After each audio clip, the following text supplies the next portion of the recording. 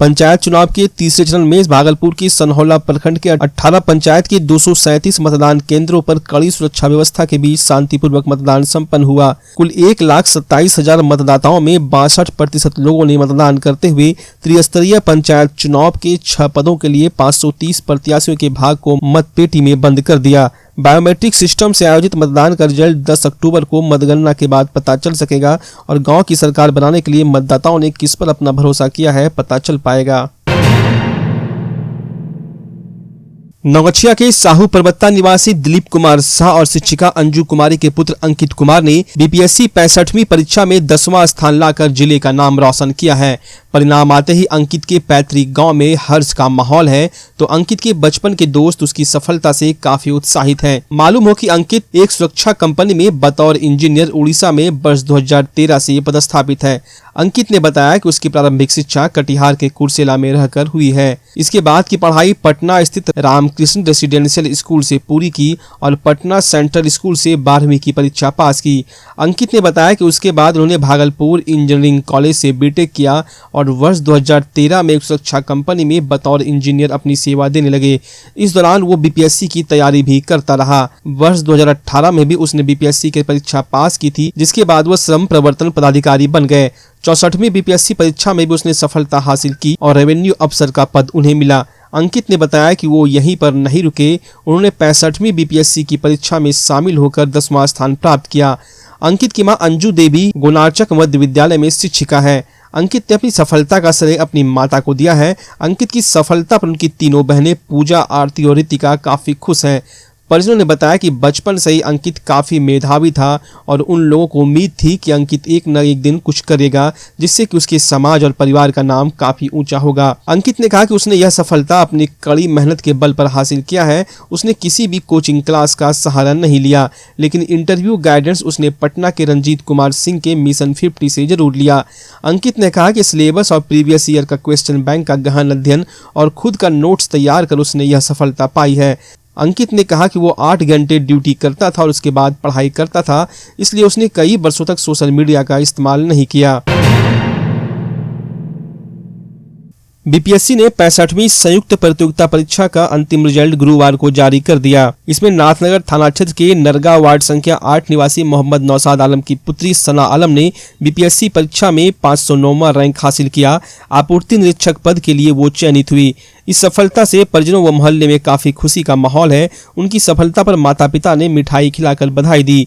उन्होंने बताया कि उसकी प्रारंभिक शिक्षा भागलपुर के सेंट जोसेफ स्कूल से हुई, फिर बीएससी इंफॉर्मेशन टेक्नोलॉजी में मारवाड़ी कॉलेज में सेकंड टॉपर रही थी।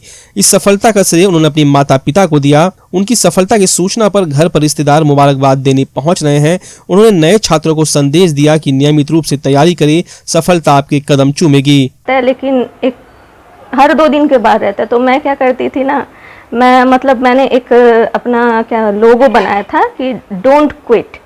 तो उसे देख करके मैं बहुत करती थी, नहीं बस करना है तो करना है, क्योंकि मुझे लगता था कि मैं बेहतर कर सकती हूँ। और मैं एज ए टीचर जहाँ हूँ वो एक रूरल एरिया है, मतलब नॉर्मली नरगा एक रूरल एरिया में ही आता है, जो अभी अर्बन में शिफ्ट हो रहा है। मतलब इसको हम लोग अर्बन कह सकते हैं। तो उस हिसाब से देखा जाए तो काफ़ी सारी चीज़ें हैं जो मैंने बहुत नज़दीक से देखी, और मैंने अपने प्रोफेशन में भी उस जो रूरल बैकवर्डनेस है उसको भी काफ़ी ज़्यादा मैंने काफ़ी करीब से देखा है कि क्या क्या परेशानियां होती हैं और लोगों तक सुविधा नहीं पहुंच पाती है। तो इन सारी चीज़ों को मैंने देखा और मैंने उनसे काफ़ी एक्सपीरियंस भी लिया है। शायद मेरी जो ये एक्सपीरियंस है मुझे आने वाले फ्यूचर में अपने प्रोफेशन में काफ़ी काम आएगी। अकबरनगर थाना क्षेत्र के मकंदपुर गांव के रहने वाले किराना व्यवसायी संतोष कुमार के द्वारा नाथनगर थाना में एक महिला और एक पुरुष को उसकी दुकान से सामान खरीदने के एवज में जाली नोट देने को लेकर लिखित शिकायत दर्ज कराई है। लिखित शिकायत में संतोष कुमार ने एक महिला पर आरोप लगाते हुए कहा कि उन्होंने मेरे दुकान से आकर किशमिश, काजू लिया तथा 2000 का नोट दिया। जब मैं उस नोट को हाथ में लिया तो देखने में जाली लगा। तभी इतनी ही देर में एक दूसरे दुकानदार रामेश्वर राय, जो कि नाथनगर थाना क्षेत्र के रन्नू चक्का है, उस महिला को खोजते हुए वहां पहुंचे और उक्त महिला को देखकर पहचानते हुए कहा कि वो महिला मेरे दुकान से अभी 100 रुपये का पेट्रोल लिया और 2000 का नोट दिया। इस बात को सुनते हुए वहां पर स्थानीय लोगों की भीड़ जुट गई। फिर जब उसके द्वारा दिया गया 2000 का नोट चेक किया गया तो पता चला वो डुप्लीकेट है। इतने में वहां मौजूद लोगों ने उक्त महिला को एक मोटरसाइकिल सवार व्यक्ति के साथ भागते हुए पकड़ लिया और इसकी सूचना नाथनगर थाना पुलिस को दे दी, जिसके बाद मौके पर पहुंची पुलिस दोनों को हिरासत में लेकर पूछताछ कर रही है। उक्त महिला की पहचान अखिलेश मंडल की पत्नी पिंकी देवी तथा दूसरा उमेश मालाकार का पुत्र दिलीप मालाकार परबत्ता का बताया गया। मामले पर नाथनगर इंस्पेक्टर मोहम्मद सज्जाद हुसैन ने कहा कि पूछताछ की जा रही है। बिहार विधानसभा के 2 सीटों पर हो रहे उपचुनाव के अंतिम दिन तारापुर से कांग्रेस प्रत्याशी राजेश कुमार मिश्रा ने अपना नामांकन पर्चा दाखिल किया। नॉमिनेशन के दौरान कांग्रेस के प्रदेश अध्यक्ष, कार्यकारी प्रदेश अध्यक्ष, कांग्रेस विधानमंडल दल के नेता सहित कई कद्दावर कांग्रेसी नेता मौजूद थे। पर्चा दाखिल करने के बाद जीत का दावा करने वाले नेताओं से बात की हमारे संवाददाता कुणाल शेखर ने। तारापुर विधानसभा में कांग्रेस प्रत्याशी के द्वारा नामांकन प्रक्रिया पूरी कर ली गई है और आप देख सकते हैं किस तरह से कांग्रेसी नेता नामांकन प्रक्रिया पूरा होने के बाद बाहर निकल रहे हैं। हम सीधे बात करते हैं मदन मोहन झा जी से। कांग्रेस ने अपना यहाँ कैंडिडेट खड़ा किया है, क्या लगता है? निश्चित रूप से कांग्रेस पार्टी ने बहुत सोच विचार के अपना उम्मीदवार बनाया है राजेश कुमार मिश्रा जी को, जो कई साल से तारापुर के लोगों के बीच काम कर रहे हैं, उनके दुख सुख में उनके साथी रहे हैं और यहाँ की काफ़ी समय कम मिला, लेकिन उसमें जितना संभव था यहाँ के लोगों से संपर्क करके, जो न्यूट्रल हैं उनसे भी, जो पदाधिकारी हैं उनसे भी, कांग्रेस पार्टी सोनिया गांधी जी, राहुल गांधी जी, भट्ट चरण दास जी और यहाँ के स्थानीय जो लोग हैं सब मिलकर ने निर्णय लिया है कि राजेश कुमार मिश्रा जी को हम यहाँ से चुनाव लड़ाएंगे और हम जनता पर ये छोड़ते हैं जो उनके बीच रहने वाले उम्मीदवार को जिता करके विधानसभा में भेजें, यह हम आग्रह करते हैं।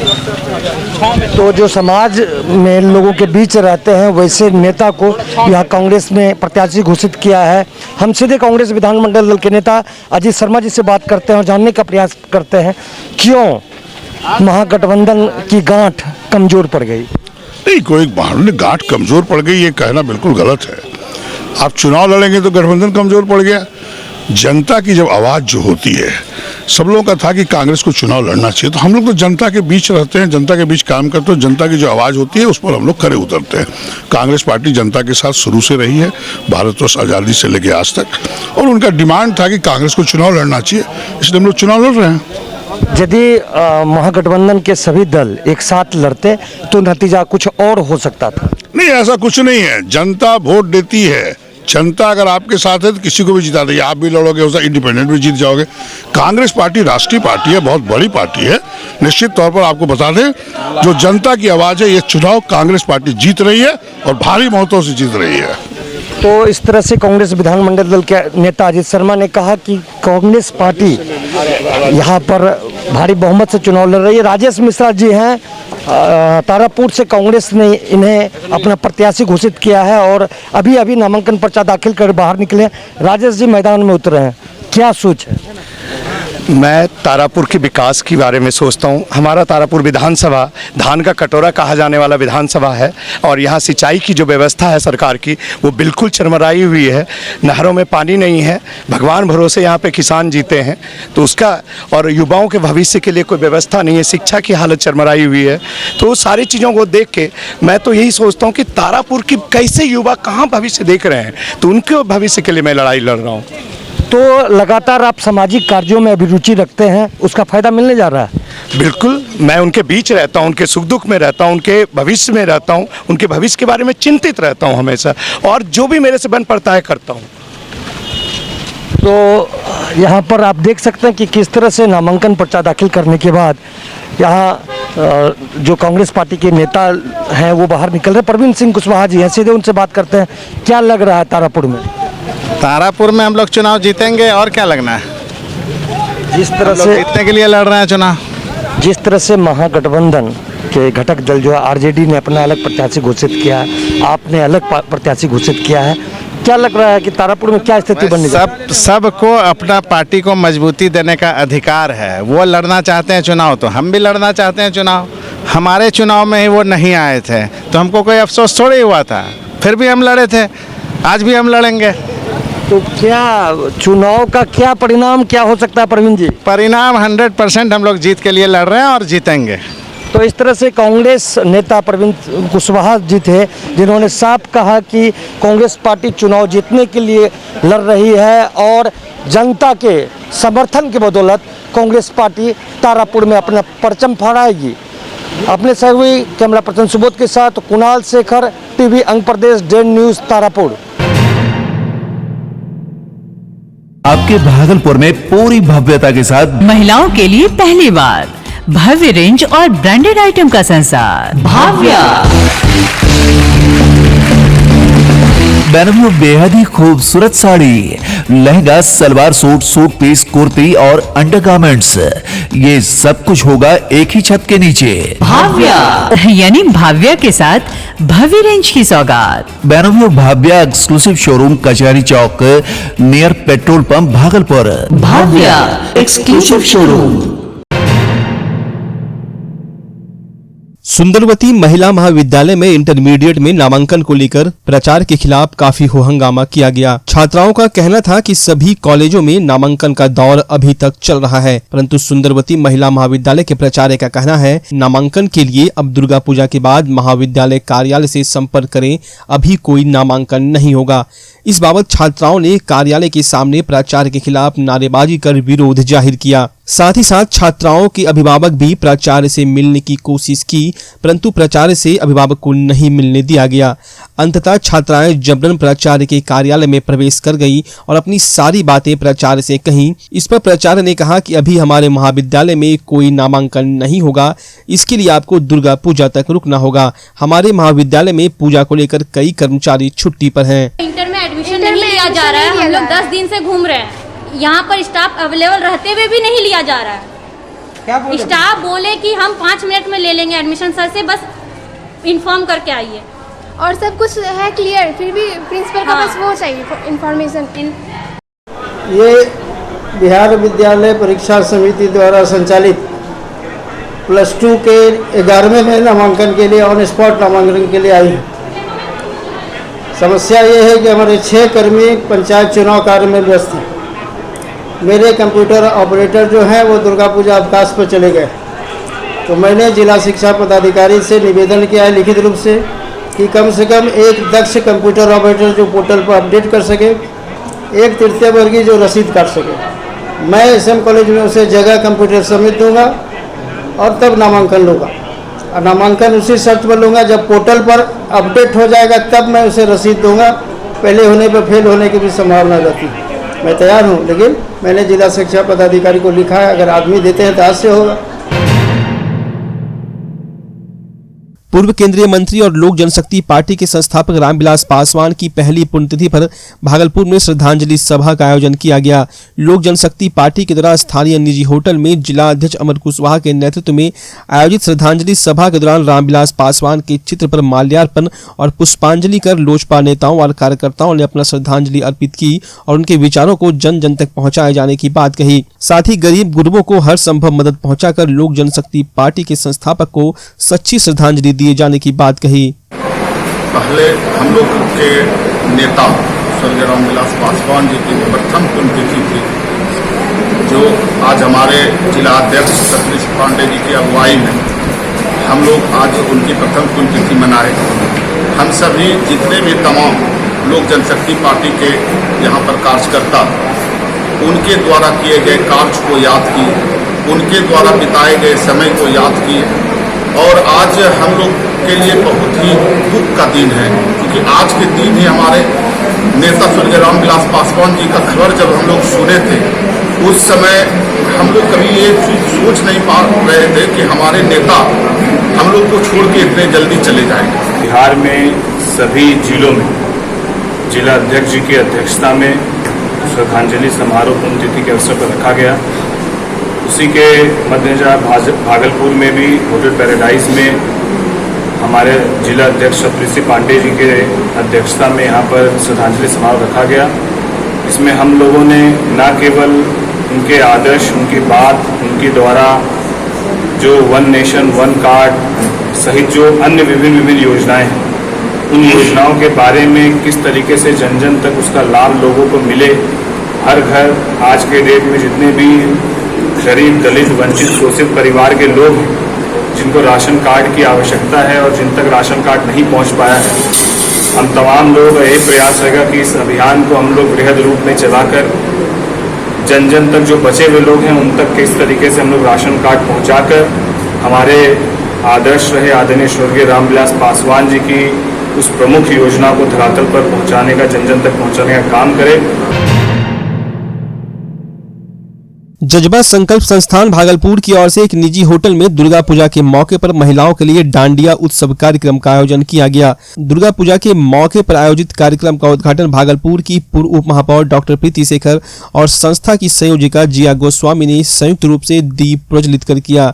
कार्यक्रम की शुरुआत माता की चौकी गरबा नृत्य से हुई। महिलाओं के पारंपरिक परिधान में आयोजित कार्यक्रम के दौरान संस्था की संयोजिका के नेतृत्व में बड़ी संख्या में महिलाओं ने भाग लिया। आज इस प्रचार में जज्बा संकल्प संस्था के संयोजक जिया गोस्वामी डांडिया उत्सव को लेकर आज मैं यहाँ पे आई हूँ। महिलाएं बहुत दिन 2 साल से कोई भी उत्सव नहीं मना पा रही थी कोरोना की वजह से, क्योंकि आज एक नवरात्रि को लेकर हम लोग सभी महिलाएं एकजुट हुए हैं। नवरात्रि का प्रारंभ हो चुका है और आज द्वितीय ब्रह्मचारिणी की पूजा है और इस अवसर पर जज्बा संकल्प संस्था की ओर से जिया गोस्वामी के संयोजन में उनकी पूरी टीम के द्वारा बहुत ही शानदार डांडिया का आयोजन किया जा रहा है। मैं उन्हें और इस डांडिया में पार्टिसिपेट कर रही सभी मैं बहनों को बहुत बधाई देती हूँ।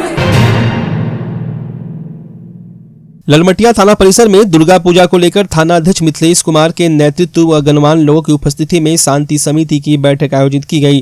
थाना अध्यक्ष ने कहा कि पूजा कमेटी को पंडालों में सैनिटाइजर मास्क रखना अनिवार्य होगा, वहीं डीजे पर पूर्णतः प्रतिबंध रहेगा।